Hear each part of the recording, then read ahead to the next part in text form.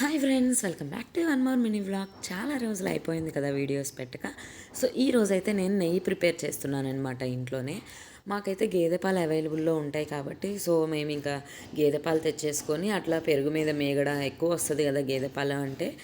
మేము ఉండే దగ్గర బాగా దొరుకుతాయి అన్నమాట గేదె పాలు. ఇంకా నేను కూడా మేగడ అట్లా తీసేసి నెయ్యి అయితే చేస్తున్నాను. మాకెప్పుడు మా అమ్మ మా మ్యారేజ్ అయినప్పటి నుంచి మా అక్కకైనా సరే నాకైనా సరే ఎప్పుడు ఊరెళ్ళిన ప్రతిసారి అయితే నెయ్యి పంపిస్తుందన్నమాట. మా బాబుకి పెట్టడం కోసమైనా మా కోసమైనా. మాకు ఊరి దగ్గర గేదెలు ఉంటాయి కదా, సో అవైతే ఎప్పుడు చేసి పంపిస్తుంది. ఎప్పుడు ఇంక ఇక్కడ నెయ్యి చేసుకునే అవసరం రాలేదు.